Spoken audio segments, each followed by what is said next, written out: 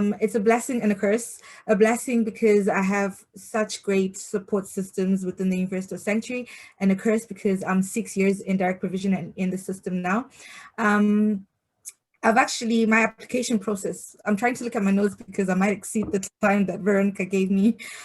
So within my application process, I struggled a bit. I came to Ireland when I was 18 and I was moved to Ballyhonus in County Mayo, and I lived there for a year where I was not doing anything at all. And then I moved to Dublin. I asked for a transfer, was moved to Dublin, and I actually worked with Charlotte with the IRC. They actually paid for my level 5. I did applied social studies with psychology, and that's when I started getting involved with projects with the Irish Refugee Council, the likes of EFA, and doing projects of how we can help young people within direct provision get an education. From that, I applied for a place in Maynooth University. I did not get funding for that.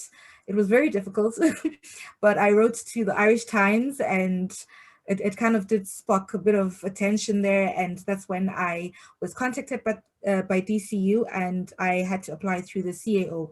So after the Maynooth application, I didn't get it, so I went to level 6, and it was funded by the Dunleary Refugee Project. They also do funding for a school, and well, it's only level 5 and level 6 that they do it for.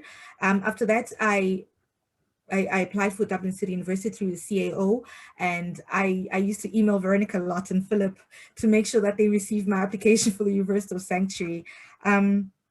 But yeah, that was how I got into the system. And ever since I got into the system, it's been a very clear and easy journey because the support system is strong. My first year, I was in Georgian Courts, a dark provision that's now closed down in City Centre.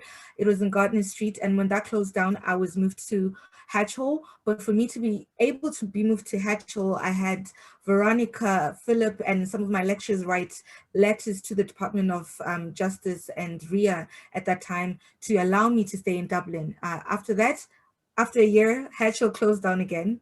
And then they moved me back to Balseskin. And when I moved to Balseskin, it was a bit difficult, but I was on my placement. I actually managed to do my 3rd-year placement in a law firm. In direct provision, so it's exciting, the opportunities that are starting to avail for us. After that, after Balseskin, they gave me a transfer to Wexford, and I think that's when I started being in contact with Tiffy, where she was telling me that Wexford is not so bad.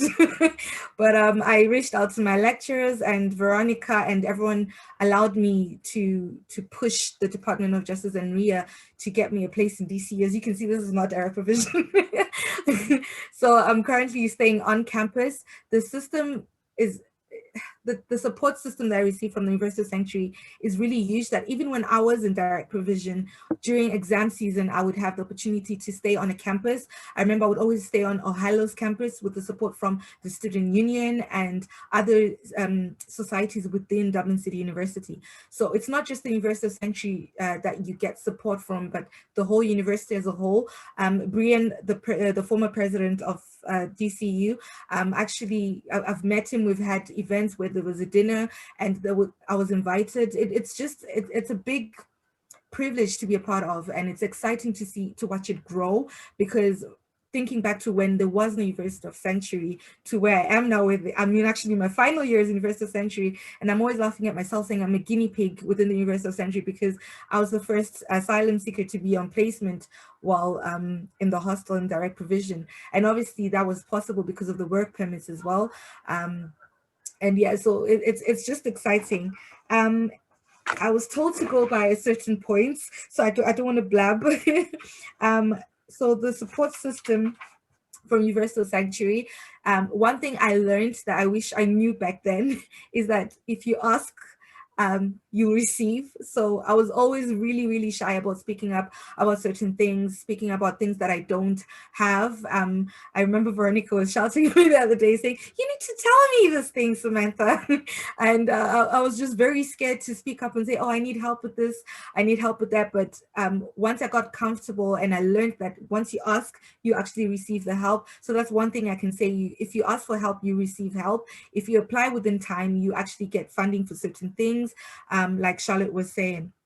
The social side of it is very exciting because the university has a lot of societies. Like as a law student, I've been involved with the Law Society of DCU. I've involved with the African Society. I've had a position there and I've involved with the Fashion Society where I've also been working in fashion shows. So it's just really exciting. I've made long life friends. My best friend now, I've met her in direct provision.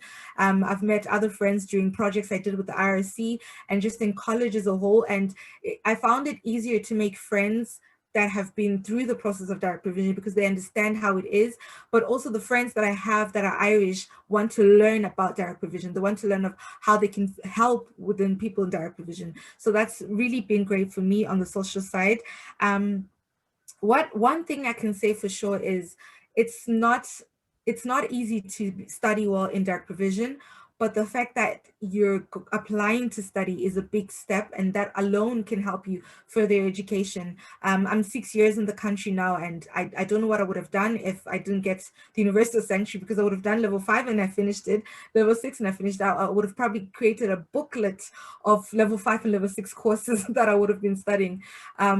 But right now it's amazing. I'll be graduating, and hopefully I'll get my stamp before graduation. But if I do end up graduating, I'll be the first graduate of Universal Sanctuary in direct provision that would have been a success, I hope. One of the applicants that can be used as a guinea pig. It's just different now. When Veronica was showing the slides from the event of 2018, we were actually all in a room, and now with the pandemic we're online. But it's the same experience that I mentioned from when I spoke last time, and it's even grown further to there's more support now because I'm speaking up, and I can see a difference within the whole Universal Sanctuary system. So yeah, I think my 5 minutes is up.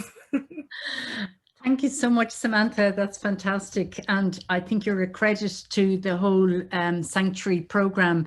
Your tenacity, we know it has been quite difficult for you, the disruptions, the changes, the fear of losing your place. For any student, trying to study and have a social life, that alone is difficult, but you had the added challenges, not least also the fact that you're still waiting for, for the system to adjudicate on your case. So, so fair dues to you for doing that. And thank you for speaking so eloquently today about it. Thanks.